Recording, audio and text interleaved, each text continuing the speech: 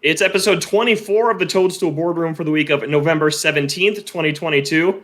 Or should I call it Toadstool Boardroom U? You guys like that name? My name is Logan Platt. I'm joined this week by Odell Harmon Jr. Hey, everybody. And Chris Shriver U. Sorry, Odell Harmon Jr. U. And Chris Shriver U. Hello. If I seem off today, I was boosted less than 24 hours ago. You've got boost power. I got boost power. You got boost power. That's a great marketing campaign. Come on, Nintendo, whip out F-Zero and get on that. All 20,000 of us will be excited. Yeah. You could tell from the cheeky introduction, we're talking about the Wii U this week. We are recording a little bit early because by the time this episode comes out, Odell will be romping about in Paldea, in the real-life Paldea, for the release of Pokemon Scarlet and Violet. So, just so you know, if any big Nintendo news breaks between the Saturday, the 12th, we're recording this, and the day it drops, we'll talk about that on next week's show, along with Pokemon Scarlet and Violet. But we're talking about the 10th anniversary of the Wii U. It launched on November 18th, 2012. It's crazy. It's been 10 years, and the Wii U has been dead for over half of that span. It had a 4.5-year life cycle, so 5.5 years of its 10 years out there have been inactive. But we're going to talk all about the games. At the end of the show, we're going to count down the top 10 Wii U games based on the same ranking system we did from our GameCube episode a while back, so look forward to that. But we're going to start out by talking about just where we stand on the Wii U, personally. Before we get into the nitty-gritty of the hardware, the games, the experiments, the successes, the failures, just when the Wii U came out, when it was announced, what's your personal story with it? Chris, we're going to start with you. And how do you feel about it now that it's been 10 years? It's crazy to think that it came out 10 years ago because it's when my wife and I were really getting serious in our relationship in college, and I remember pre-ordering it at the Best Buy near her apartment and going to pick it up, and I don't know why that light just turned on, and thinking I had a great idea. It's like the Wii U gamepad advertising there's an eShop sale. It would just do that sometimes. And now Google's just talking to me. Anyway, there's something supernatural going on in Chris's house. Yeah, I don't know what the deal is. It's my boost power probably. But I remember going to pick it up, and when the Wii came out, we were all accustomed to. Oh my God, they're impossible. Very similar to what it is today. They're impossible to find. If you walk into a store and there's a stack of them, you just buy it. You don't think about it because somebody wants one. In terms of the PS5s and the Series X's out there. And when I picked up the Wii U, I was the only person at Best Buy. And I remember having this feeling in the pit of my stomach of what's going on? Why isn't this a bigger deal? The launch was a little weird. New Super Mario Bros. U, Zombie U. It came packed in with Nintendo Land. What's that?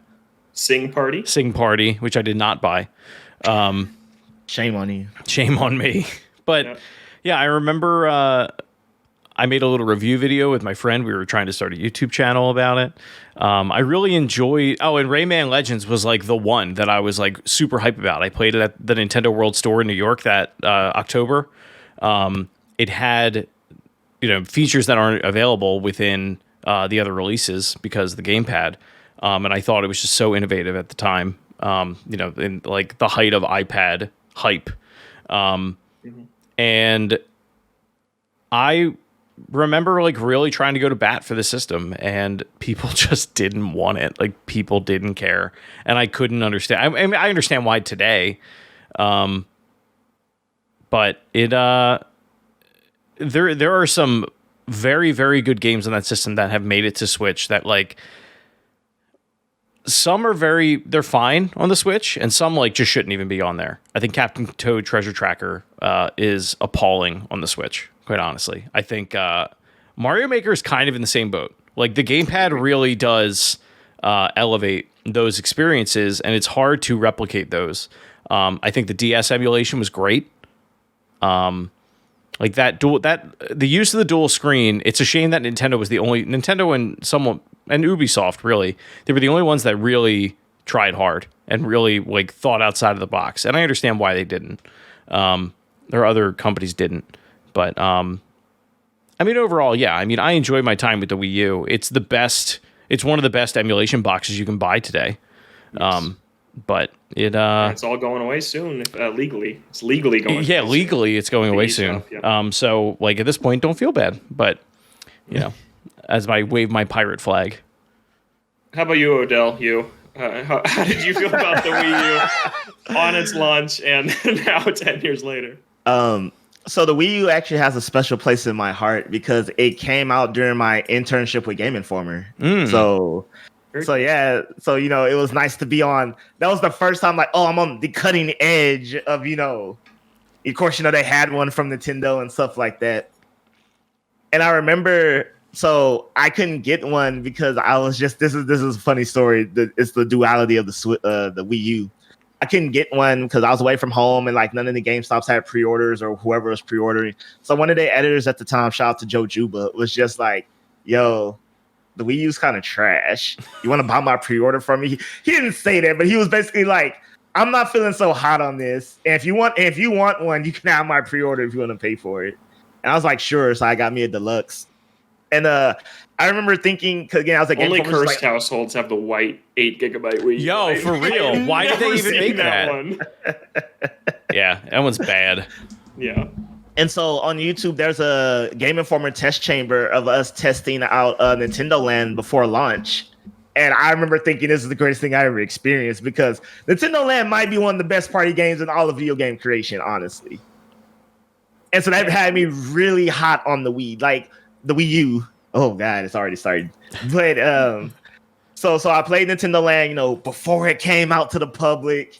Made a video about it for Game Informer, so I was just all in. And over the years, I remember I told my friend you could use 2 Game Pass, and he bought a Wii U. And then we discovered you couldn't use 2 Game Pass, and he forever clowns me about that to this day. He'll be like, anytime I say something that's wrong, he'll be like, you can use 2 Game Pass as his way of saying, he'll just never forget that. But in the You're supposed to be able to, it just never happened. In your defense, that was going to be a feature, and then they just stopped because there weren't enough sales. Yeah. And my opinion after the Wii U's time on the Earth was done, I was like, it really deserved better because people forget the Wii U looked graphically competitive to PlayStation and Xbox at the time. People forget that it did not look bad for the time. It was actually a year before the PS4 and Xbox One, which didn't come out till 2013. So yeah, but then those blew it away pretty quickly. Yeah. But I enjoyed it, but it got to the point, especially when I was looking at my collection, where it was just like a rare case of Nintendo. Where are the games? I think people, the whole Nintendo doesn't have games outside Nintendo is solely because of the Wii U. Because the Wii really didn't have bad third-party support. People think it did, but it actually didn't. It had way more than you would give it credit for, doing all sort of crazy things. So that's my only downside about the Wii U is just it just needed the software. Other than that, I think it was pretty solid. Yeah, I love the Wii U, man. It is. It's not anymore. I think that the Switch has certainly surpassed it, but I used to say the Wii U was my favorite Nintendo console.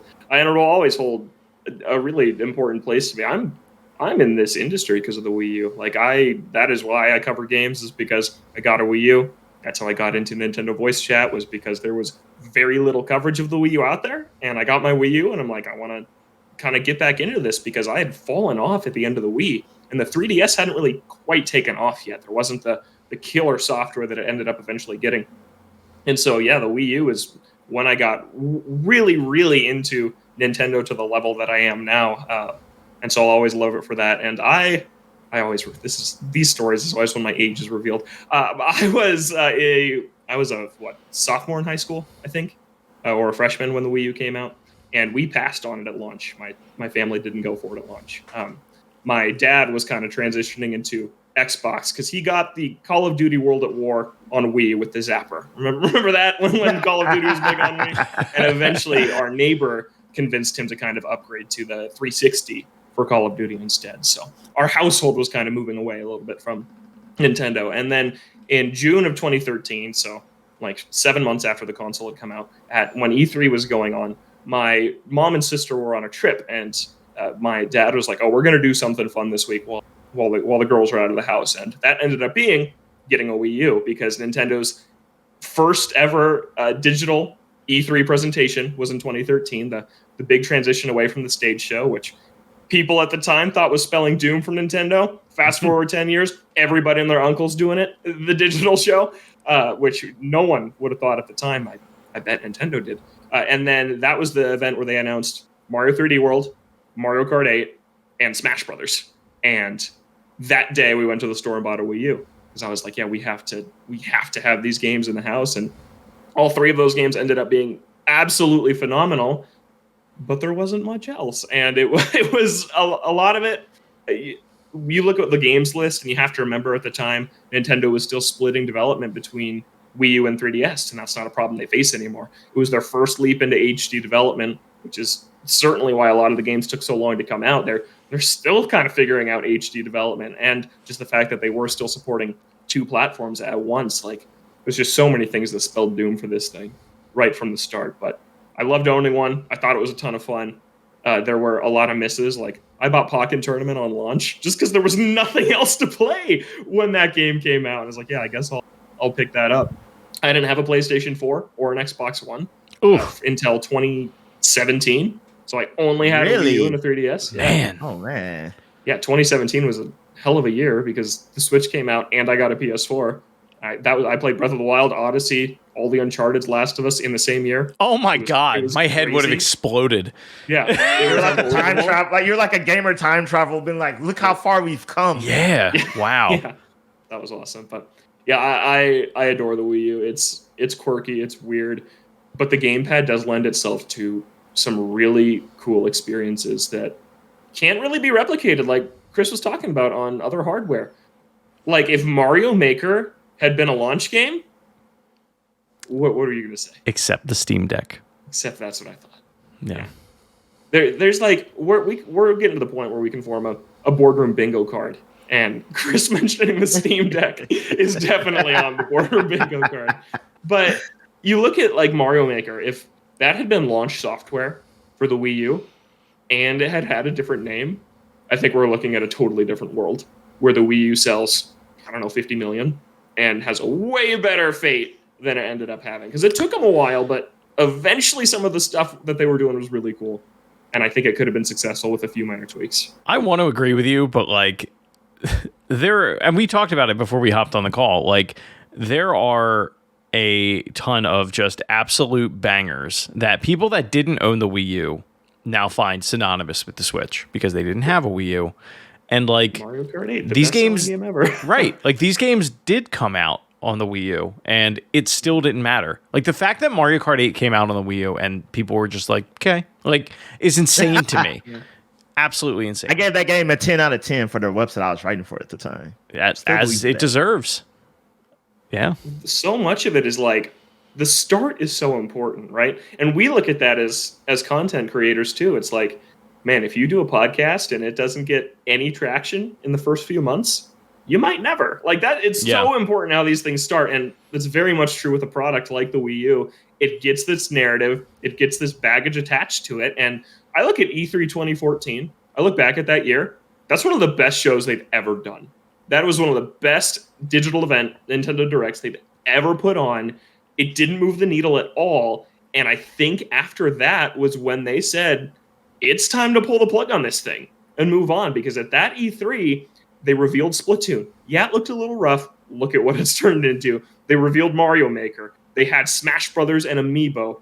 They had so many things that tried. They had Woolly World, Kirby and the Rainbow Curse, which is actually a pretty decent game. Xenoblade Chronicles X. They had so much. Yeah, it is. It's a good game. It's a good game. It's not great. It's a 7 out of 10, but it's good. They had so much stuff at that E3, one of their best shows ever, and just nobody cared. It was done. Mario Kart had come out the month before. They should have been building a lot of momentum, and it just didn't take off. And I think if that had been the console's first year... Oh, by the way, they also showed Zelda in that trailer. How do you mention that? The first Zelda reveal was in E3 2014. If that had been the Wii U's first E3, we'd be looking at a different story. I think people had just already written it off of that. You know, I'm thinking about the Wii U's reveal and stuff, and it's just like, I mean, we're going to talk about this at some point, but I firmly believe, because I worked at GameStop a little bit, and I mean, this could have just been idiots in the area, but I doubt it. I feel like the Wii U would have been instantly, I'm just going to put a number, 20% more successful if its name was not the Wii U. Oh, I'm dead serious. It was a terrible name. I mean, there was that. There was trying to explain how it worked to non-tech folk or non-gaming folk was very difficult. Like the Switch, it's like you see this thing, you put it here, and now it's on your TV, and that's the end of the conversation. With the Wii U, it's like, well, you can kind of like, you might be able to like go into the other room, but like if the wall's too thick, like you really can't use it. And if it's too far into your entertainment center, you can't really use it. And, you know, like the wireless capabilities of the gamepad really, I think it was a lot for people to try and figure out. And then it was like, oh, but do I need two controllers? Well, some of the games use your Wii nunchucks and Wiimotes. But those aren't in the box. That didn't come in the box. I know. No Wii remote. All that came was the gamepad. That's baffling to me. With how many games in Nintendo Land need a Wii remote? Think of how many. They didn't even give you one. Think about how many Wii consoles were sold and were in homes. Yeah. I think it's the same argument when they were shipping the new 3DS and 2DS and whatever with the charger. They were just like, you have one. You have probably multiple at this point. Yeah, Apple's gotten to that point with their devices. But I think the thing is it's like, it just made it all the more confusing. Like, and completely turns away new consumers. Absolutely. Like, you are fully banking on returning consumers. And what you got is we learned there are 13 million people that will buy a Nintendo console no matter what it is. That's the Wii U. They've got the 10 million strong that I think is larger now because a lot more people have grown up with the Switch now. So that number has probably grown. But yeah, that's what we learned. And I have a list here on our doc of just the hardware with this thing. And it's like the gamepad, which in concept I love. Like some of the games that they were able to pull off because of that are very cool. But the battery life was terrible. The resolution, it was like a 540p screen. Yeah. Like the screen is terrible. There's no off TV play is one of the coolest things that the Wii U does, which then turned into what the Switch is. And there's no dedicated button for it. It's like some games you have to go on the pause menu, some you hit minus, like some you just tap the screen. There's just nothing. There's nothing. There's no Donkey Kong. You like make a decision when you start playing, and it's like, are you doing TV mode? All right, and like if I'm pretty sure that's right. Yeah. If you want to switch back, like you have to quit out of the game. Yeah, which is just bizarre. It's like it should have just been like the minus button. Was always, I thought, the best way to do it. But yeah, that was bizarre. And then the console, you had the 8 gig version with no game, or $50 more for the 32 with Nintendo. It's like, man, who bought the white Wii U? Like, I have no idea. And it just looked bad. Let's be honest. The white Wii U just looked bad for some reason. Yeah. Yeah. It also... Pro controller with those sticks lined up on top. Fan of that? Did we the Pro controller battery life, and I mean, you could say the same about the Switch one, but like that was the first controller where the battery life for a wireless controller lasted like 40 hours, and it was insane. Mm-hmm. The problem was that it weighed nothing. Like there's no weight, and it was that piano black, so it showed fingerprints. But the feature that I feel like nobody ever talks about with the Wii U, and I used it, was the fact that you could set it up as a universal remote for your TV. Nintendo TV. I have that on my list. I forgot about that. Yeah, man. It had a TV button on the gamepad that you could use. Mm-hmm. Which is crazy. It's like, all right, honey, let's sit down and watch the game. Okay, I'm going to pull out my remote that has 2-hour battery life and is like a giant stone tablet and turn on to my TV. Yeah, I had it. There's no way. I had it on my nightstand. So like, but you used it? Oh yeah, Jess and I would we'd hop in my bed. I was still living with my parents at the time. We'd hop in my bed and we'd watch TV in my bedroom, and I'd and just grab it and then do my thing. It was great. That is like so nerdy. It's so funny. Have you seen me? Hey, he's a married man now. That's all. That's right. It all worked out. Yeah. It all worked out. Oh yeah. All right. So that's hardware. Also the GameCube controller adapter, which everything is just a half step. And then the Switch is the full realization of the Wii U start. They had the GameCube controller adapter. It only worked with Smash Brothers. It doesn't even function like in the main menu or anything. It's like Smash Brothers only. That is it. And now on the Switch, you can play any game you want. As long as you don't need an L, you can play any game you want with the GameCube controller. So that was something that really frustrated me at the time. And that was the Wii U era. It was always like, wow, so close. Like every announcement had like a big but this attached to it. And that was the Wii U era. But let's get into some of the more positive things that happened. The Wii U, it was a failure, right? 13 million units, but I think it did lead to a lot of good. I don't think Nintendo would change how it went down because they learned a lot of valuable things. They have totally changed their marketing. They've turned that around. The Switch's hardware, yeah, the Joy-Cons have issues, but so many things with the Switch would not work as well as they did right out of the gate if it weren't for the Wii U, when they were kind of toiling in the background when only 10 million people cared. And now 100 million people have what the Wii U turned into. So there were a lot of cool collaborations, and I think that we saw a more risky Nintendo during the Wii U era because they were just throwing everything at the wall to see what stuck. Just absolutely everything they tried. They did a ton more collaborations than we had ever really seen them do before. Like Hyrule Warriors was born from the Wii U era. Like, God, please just get a third party to make something with Link on the cover so people will buy this.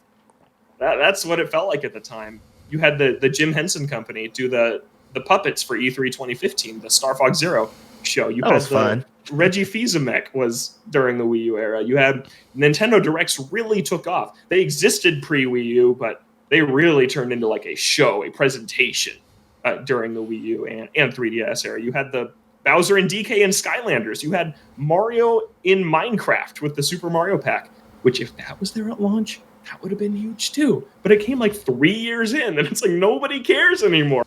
That would have been a big thing, but yeah, there were some really cool experiments here, and then there were some misses, like the year of Luigi, which is like the worst financial year in Nintendo history. I loved the year of Luigi. I really did. What did you love about it? Talk about it. New Super Luigi U. I liked that we just got these like random spins on existing games that we hadn't ever seen before. Like one of my favorite releases from the Wii era, it was a Club Nintendo exclusive, was Doc Lewis's Punch-Out!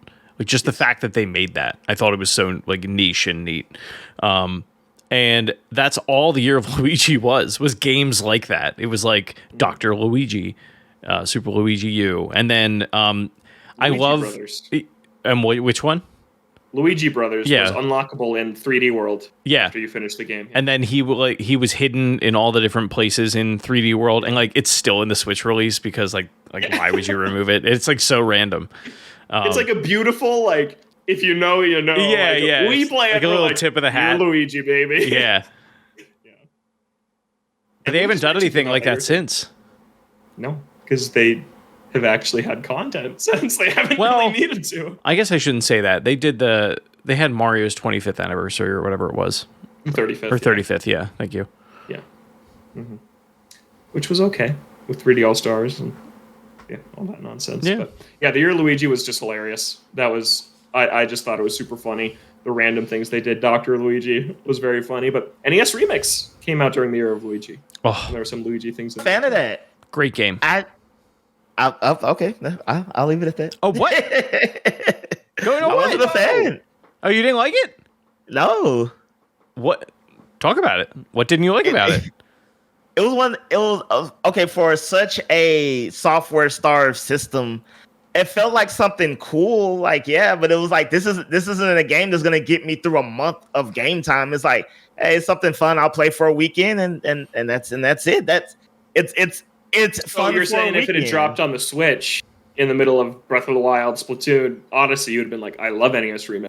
But the fact that it was leading the charge, it didn't. Yeah, like it was like this isn't. Which is fair. That's a fair assessment. No, that's a totally fair assessment. Yeah. Yeah. It's like I feel like that was when they were at the point where they're like, look, the only people that bought this thing are like we lost him. All right, we'll have to wait and see if it comes back. I'll remove the overlay for now. Where that one? Okay. Logan, I didn't mean to upset you so badly. I'm sorry. He just was like, I can't do this anymore. he was like, I'm rethinking the whole show. That wasn't even an internet thing. My Discord just like crashed and reloaded just out of nowhere. I know it was cool. Mine crashed at the top of the show, but like that's why I was like click clacking. Like I couldn't see y'all for like the longest time. So like I was doing like little. Let me go to a different channel and come back, but it eventually got itself together again. All right, where should we pick it up? So no, I mean I was just saying the NES Remix was. I feel like it came out at the point where they were just like the only people that have bought this thing are the most diehard of diehard Nintendo fans. So like we might as well just like give them a little nostalgic drop. Turn all these games that they've played 1,000 times on their heads and see what they do with it. And what Odell's talking about became kind of an unfortunate part of the Wii U's legacy was now if they drop something cool like that, it would be a very joyous day, like in Nintendo fandom. But back then, there were two lenses to everything. It was, is this game good?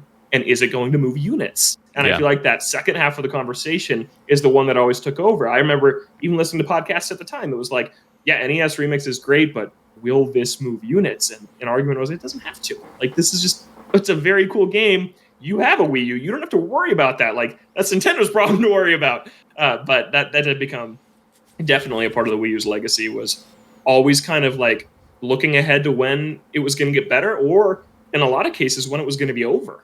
I think that we spent well over half of the Wii U's lifespan already talking about NX. It was like 2015, 20s, and the entirety of 2016 was like, what is NX? And that's all anyone talked about. It was, where is Zelda? Oh, surprise, it's delayed again. Here's Twilight Princess HD.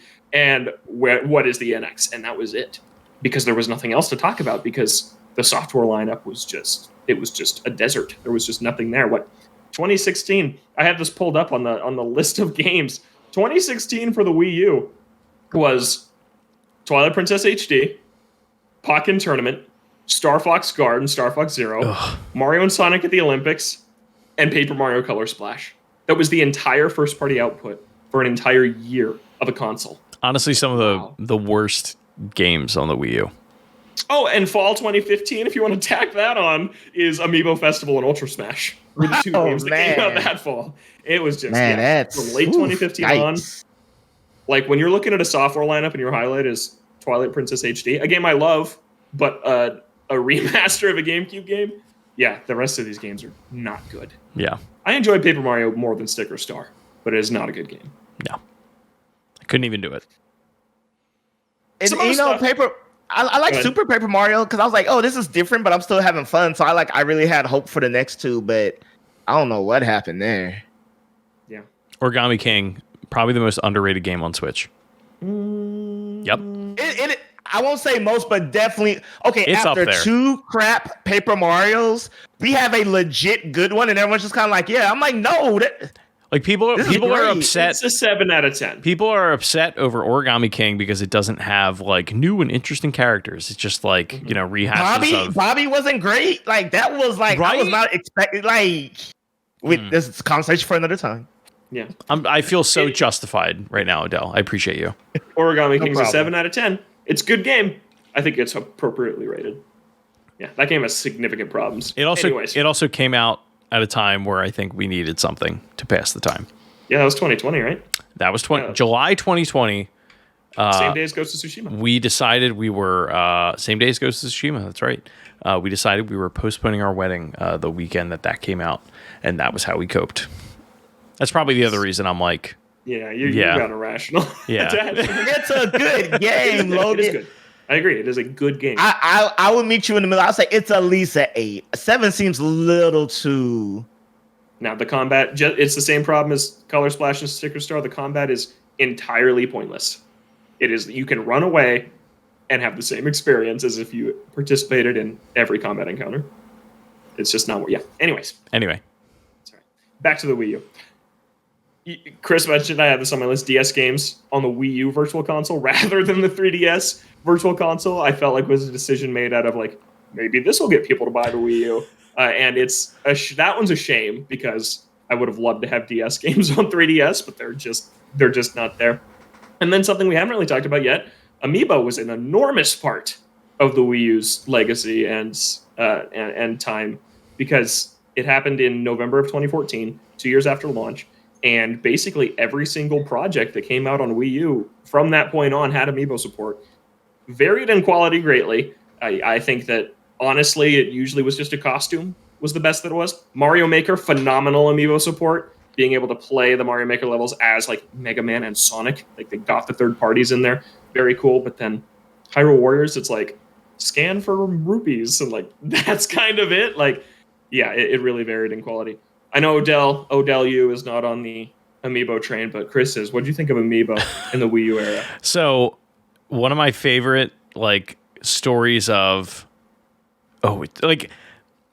just like my gaming life was with the first batch of Amiibo that came out. I pre-ordered every single one from Best Buy, and I remember being like, 12. I Did you name feel them? Mario, Luigi, Peach, Donkey Kong. No, Luigi's in Wave 2. Was he really? Mm-hmm. Oh wow! All I remember is that Marth and Villager were Wave 1, and they were part of my pre-order deal. And I went to Best Buy. I did an in-store pickup, and they were like, "Oh, we only got like, we were missing Villager and Marth." And then they canceled the order. Like, it wasn't like, "Oh, we'll just contact you when it comes in." And I remember like leaving the store, and I had like a trash bag of Amiibo, and just thinking like, "It's treason." Then I was like, "I have to get these things." Every Amiibo fanatic has that moment. Yeah, that moment where they turned, and I could tell you mine right now. It was Wave 2, which was December. There were 6 figures in Wave 2. I've spent 6 figures on Amiibo over the years, but there were 6 figures in Wave 2. I walked into a Fred Meyer, which is like the Kroger chain in the Pacific Northwest. Yep. Yeah, go Kroger. They had 2 Little Macs on the shelf, but I don't think I had a debit card yet. I was operating cash back in these days in 2014. Whoa, the Wild Wild West, sir. And so I was like, shoot, I left my cash at home. I left and I came back and both Little Macs were gone. And that was the moment where I was like, I'm getting every single one of these damn things. And I have not looked back since. Splatoon! You got the Splatoon Amiibo. Yep. Nice. Looking good. Yeah. Yeah, this came out yesterday. I remember, this is my anti-Amiibo story. I was like, there's no, like, if I was to ever get Amiibo, it would only be the Smash line. To me, it would be the Smash line. That's where I'm going to have the hard cut off any non-Smash Amiibo. So good. Which one? The Zelda line is Zelda line is very good. Yeah. And I remember thinking, I was like, all right, Odell, if you get, there's no such thing as summon a Smash Amiibo. You're not going to be okay with like your mains. You're going to be like, what if I just get them all? And I'm like, that's like 30 plus characters, bro. Like, I don't know how many characters. It's 86. And I was like, I can't do it, man. Yeah. And I remember I resisted, and I remember the Marth craze. I remember the Marth craze was like the moment where God was like, see, this would have been you trying to get Marth, a character you don't even care about. Amiibo was my introduction to Reddit, actually. That is one. What's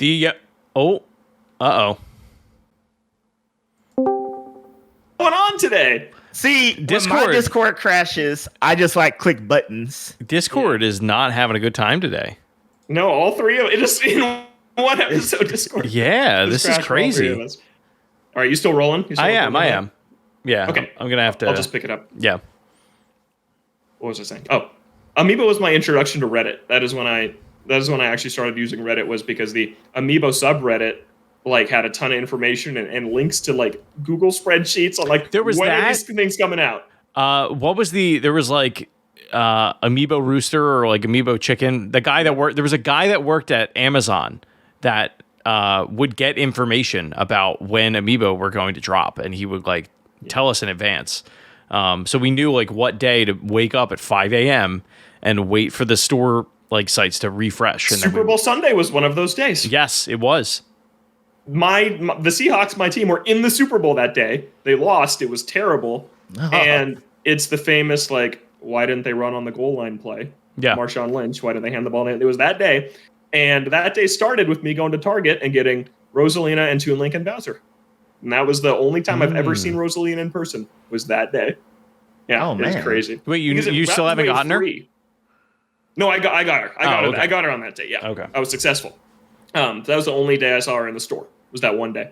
And now that's a very expensive Amiibo. Yeah. But that was Wave 3, and Wave 3 was like 4 different sub-waves. Like, Nintendo was just like, yep, Wave 3 has these 12 figures, and then it was like, okay, these 3 come out this day. Then Sonic came out on like the 20th of February in very limited quantities. I don't know why I remember all these dates. I just do. Yeah, it was a crazy time. There was that, and then you also had store exclusives. Like I remember, who's the it's not Paldea, but Palutena was exclusive to Amazon, and then Jigglypuff was Target. I remember that. Yep. Dr. Mario was Target. Yep. I actually imported my Dr. Mario from Japan. I won a Jigglypuff amiibo at PAX one year. Oh wow! Nice. Did you get rid of it because you're like, I can't have any? I think I gave it to somebody. Killed the addiction. You did. Nothing in the No, like house. it was like a 3-year-old like, oh man, I wanted it, and it was like, man, I'm gonna collect amiibo. Here you go. Oh, that's Honestly, nice of you. When I reflect on the Wii U era, I'm like, I think that amiibo is a huge reason that it felt like more was happening than actually was. Yeah, because there weren't very many games to play, but there were always amiibo to hunt for. Yeah, and they wringed a lot of money out of us because, like I said, I didn't have a PlayStation. Like there wasn't much happening for me game-wise those years, but it was very much a game in of itself to collect all the amiibo. Check them I'm off, trying to like look. a collectathon game. one of my favorite. What do you think? Oh, go ahead, Odo. I was gonna say, I wonder how many amiibos were moved compared to the 13 million Wii U's. Well, they said Amiibo just 77 crossed million? 70 million? Yeah. Yeah. It's crazy. Well, I have like 125, I think. I have every Smash line. I have every Smash line variant.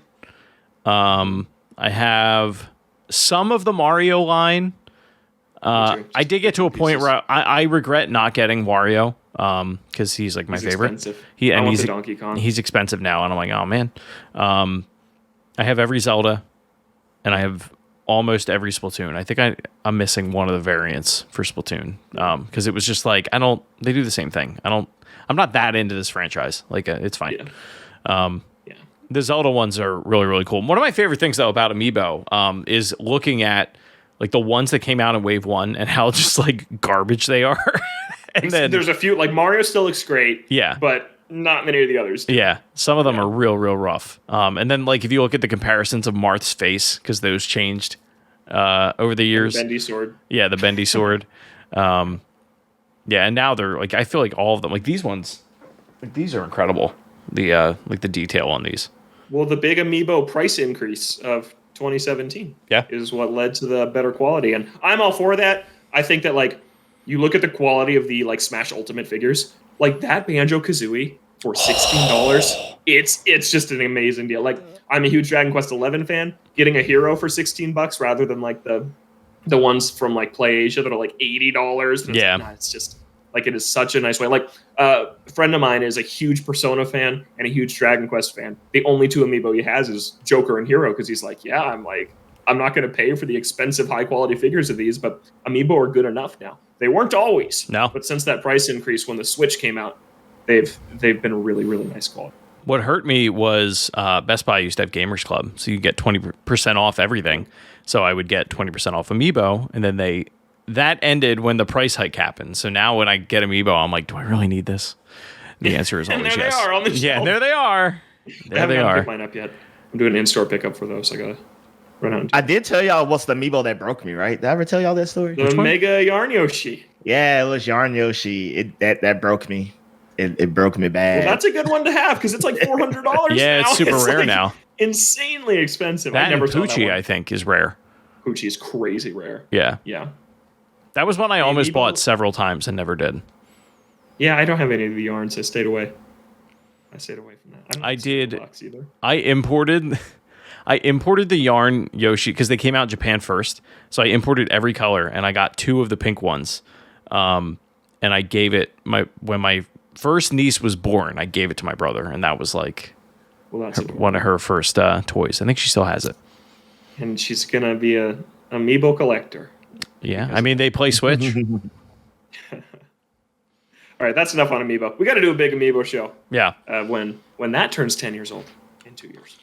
But let's keep talking about the Wii U. We already hit Nintendo TV. We hit NES Remix.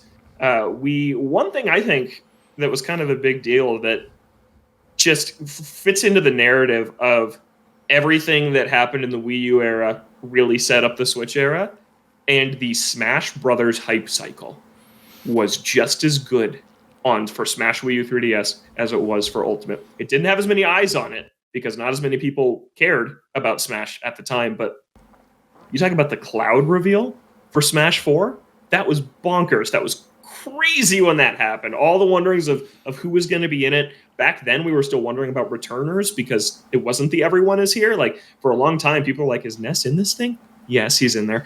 Then the game leaked, and you're like, Duck Hunt Dog is in this game? Like, it was just It was crazy. It was super fun. I think that Smash Wii U is a phenomenal game. Ultimate outpaces it in pretty much every way. So people don't really talk about Smash Wii U anymore, but that introduced 8 players. It brought back the game. It brought the GameCube adapter in. It had a stage creator with the gamepad that was actually pretty fun to do.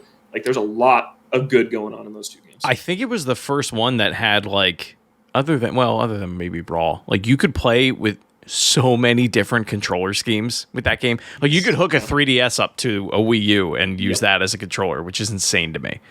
Yeah. Bro, like people who play Smash, I like it. I was gonna say people who played Smash with Wiimote turning sideways were either just idiots who didn't know what they're getting themselves into, or someone who's about to piss you off really bad. Yep. Just wreck you with a sideways remote. I felt like that was damn near like spitting in my mother's face. Like, beating me with a Wiimote turning sideways was like, no. The greatest insult. I don't suck this bad. It'd be like, I don't suck this bad. We got to do like best out of 10 or something. I don't know. Yeah. All right, we should get into our top 10 list here before we go on too long. Last thing I will say that I think had a big impact on the Wii U era was Satoru Iwata's passing happened in July of 2015, and I think that honestly kind of threw Nintendo into an identity crisis for the remainder of that era. We didn't see as many Nintendo Directs past that. Granted, they didn't have much to show, but that really changed their formats up for that. They didn't really have front-facing people at Nintendo as much anymore. Yeah, you had Miyamoto, and then you have your game-specific people like Aonuma, but now Koizumi has kind of taken on that role as the presenter of Nintendo Direct. But that was something that was like extremely shocking at the time when it happened. When I remember in Star Fox Zero, there's the tribute to him at the end of the game, and that definitely had a big impact, I think, on the Wii U era, and is part of its legacy too. I agree. Okay. Yeah. Rest in peace, Satoru Iwata. I remember. I still miss that man. He was just phenomenal. Oh yeah, and the Iwata Asks that would come out on Nintendo's website, I would read those all the time. Great book if you've never read it. Ask Iwata. Yeah, Ask Iwata is a great book.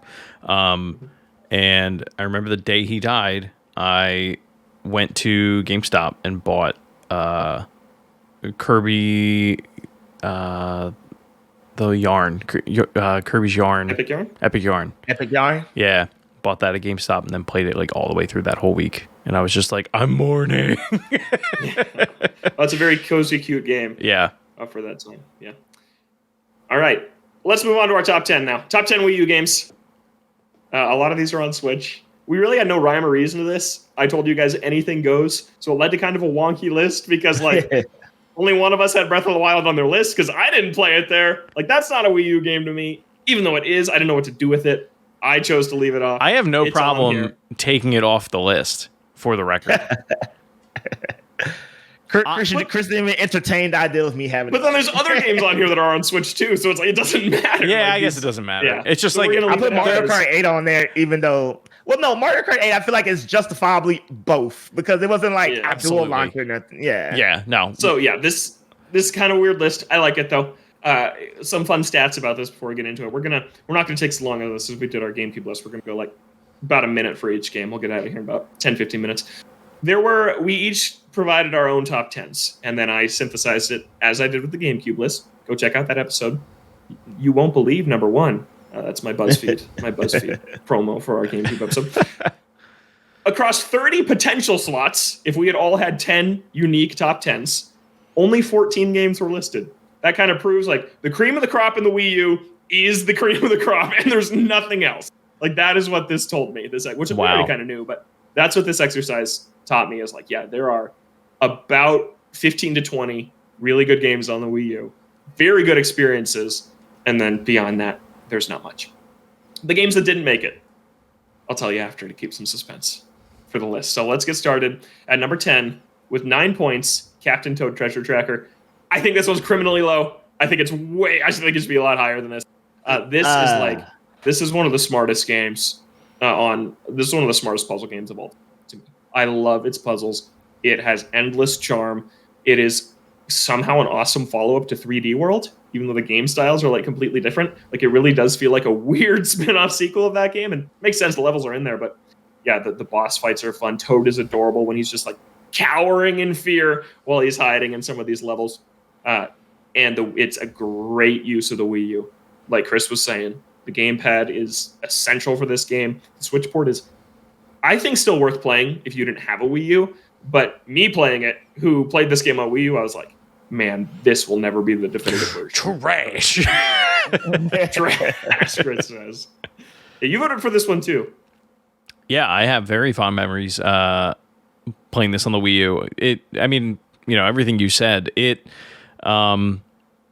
follows that 3D World art style that I really, really loved, and kind of does its own thing with it. I like how small Toad is compared to like everything else in this game. Yeah. I really like the puzzle design. I think it's one of the smartest uses of the Wii U gamepad next to Nintendo Land that we got. And it's a shame. That was at E3 2014 also. That was the same E3. Yes. I knew I was missing the big gamepad one. Yeah, I was there. I just hands down love this game on the Wii U. I've never finished it on Switch because every time I play it, I get frustrated. Yeah. I finished it. I didn't 100% it like I did on Wii U. But that brings us to number 9. 100% it, which I think is... I have a question here on our doc, which is, what is the Wii U's legacy? I think your answer's right here. Number 9 is Splatoon. I think that truly is like the biggest thing that people remember from the Wii U because of how huge it is now. It got its start there. It used the gamepad in pretty good ways with the map and jumping to your teammates and the motion controls. Like, that is still the most efficient way to super jump. It is, I miss it. I forget to super jump in Splatoon 2 and 3 because I'm not just looking down at the map. Like it was such a smart use of that. And the gamepad was often relegated to a map, but this was the smartest use of it. Like tracking the turf. Like I don't check the turf as much either. But on the Wii U, it was almost a little bit of a different game where you're like, all right, where do I need to go right now? Right. Based on how this is unfolding. The only time I check the turf is like, oh yeah, a minute left. I just died. Oh crap, we're actually losing. Whoop. Yeah. Splatoon 1 is great. Its single player is the weakest of the 3. It had content issues at launch, but by the time that thing was done 2 years later, it had a ton of content. Splatfests were great. Like it really established what this franchise still is through its second and third entries. Who voted for this one? I voted for it. I did. I think we all did, but it was just a little lower on all of ours. Number 4 is where I had it. Okay. Well, mine was definitely in the second half. Yeah, I think you put it at 10th. I think, it was your last entry on your list, but it is great. Number 8, I think this one's criminally low. Super Smash Brothers for Wii U is number 8. One of you didn't have it on your list, and I need to know why. I made this list in a boosted state of mind. I will say that. Like I made it like right before I fell asleep, and when I came back and sat down, I was like, "Oh my god, what have I done?" But at the same time, like you said earlier, like nobody talks about this game, and it's not that it's not a phenomenal game. Like it's amazing. It's an amazing game, but it is hard to. And it's difficult because like you could say this about like most of the games on this list. It's hard to not look at Smash Brothers for the Wii U and think, well, Ultimate's just better. You know, Ultimate is just a more complete package all around. But that's how I feel about it. Yeah, it is an unfair comparison, but it's like you can say the same about Splatoon, but Smash for Wii U and Smash Ultimate do have very similar art styles. Smash 4's thing was like crazy character crossovers. Ultimate took that and cranked it up to levels we couldn't have even foreseen. And it's just like everything Wii U did, Ultimate just does on a much grander scale. Like Wii U had 8-player Smash. It was a separate mode, and you could only do it on like 10 stages. Ultimate's like, screw it, do it on small battlefield. I don't care. Like you can play with 8 people on any stage. So it's like, it is just, you look at it now and it's like, there's no reason to really play that game because Ultimate plays better too. Yeah. So and it is the forgotten Smash. Yeah, and Smash 4's defense, Ultimate is true to its namesake. It's better than Melee. Yes, it is, people. It's better than Melee. Get off that high horse.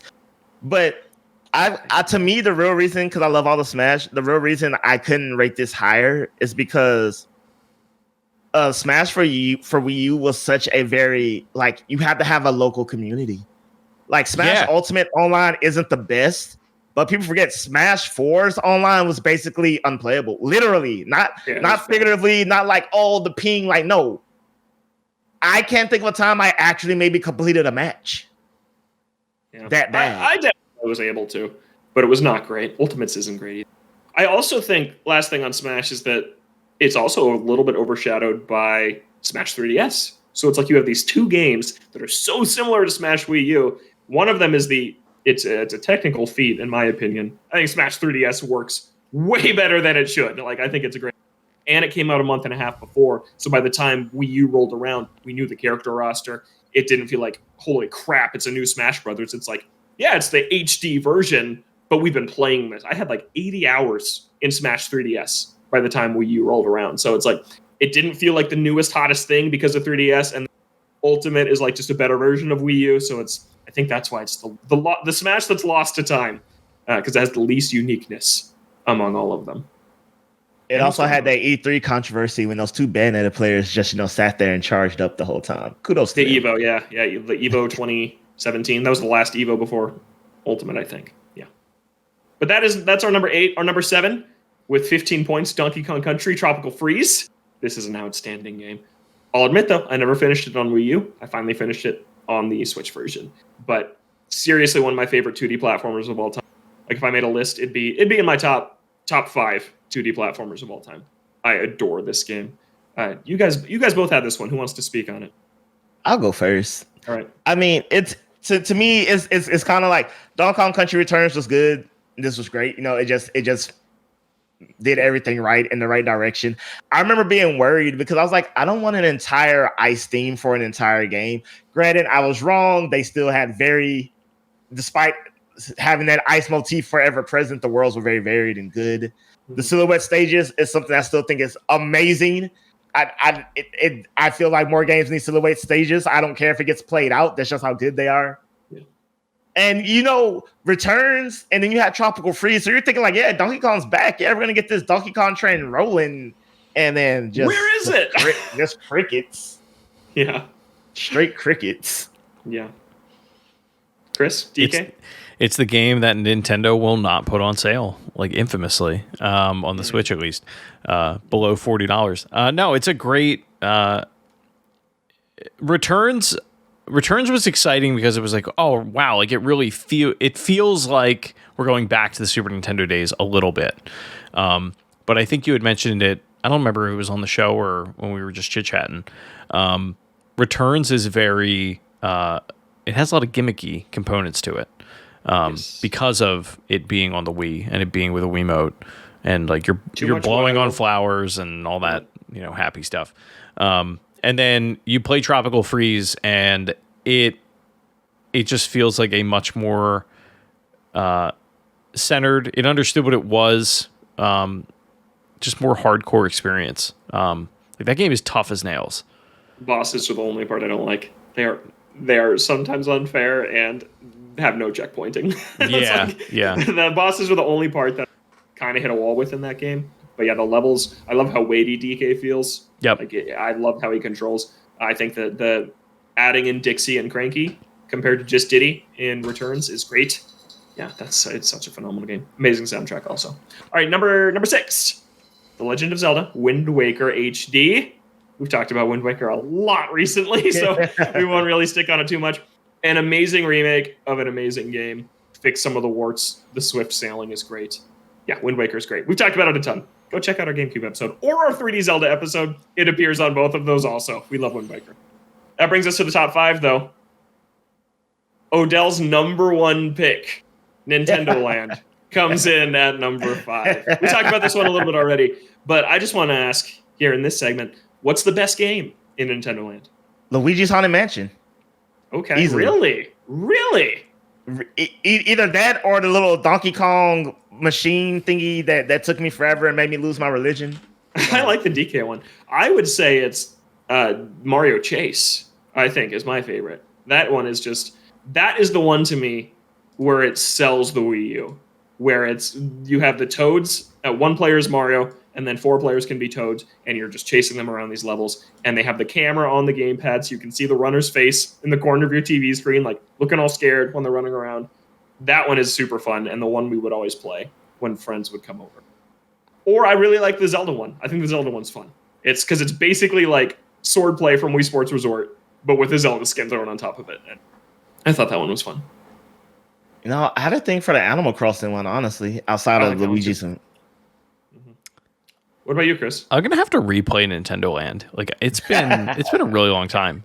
The Metroid one is offensive, and now that I'm an F-Zero fan, I went back and played that. Wow, that is so bad. It is the last thing we've gotten of F-Zero, and it is offensively terrible. I remember the slowest thing ever. I remember really thinking, I mean, like you said, thinking that Mario Chase was the best, like, that was the best example of, like, this is what the system can do, asymmetrical gameplay. Like, if you didn't understand it from that game, like, you were never going to get it.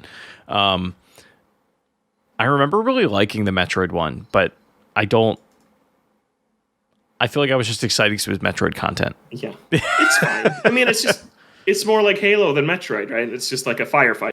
Yeah, that was probably, I was a college kid. Blasting. So no one loved the Luigi one? I thought that was like Amazeballs. I don't remember the Luigi one. You are hunting for a ghost with flashlights. The ghost has the gamepad. So it's kind of similar to the Mario one, but I just liked how the Mario one did it a little better. But it's good. There's some clunkers in there, though, too. Like I'm going to have to replay this game. The Pikmin game. The Shuriken game was whack. Yeah, it was. The Shuriken game was not good. I would get, like, unreasonably frustrated at that game. But it was also really bad. So that's your number 1 pick. Now we move to number 4, which is Chris U's number 1 pick, and that's The Legend of Zelda Breath of the Wild, which he put as the number 1 Wii U game. I have the Wii U copy. I bought it cheap, but I've never played it. It's the best. It's the best one to mod. Fun fact. That's right. Yeah, it's the best one if you want to, crank it up to 4K, 60 FPS, all the crazy settings. That's the one to do. There are cheats galore for that game available in Cemu, built by the community.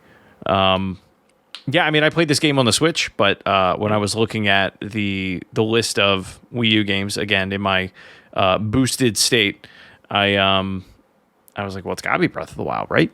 It's like, it's the best thing since sliced bread. So I put it at number 1.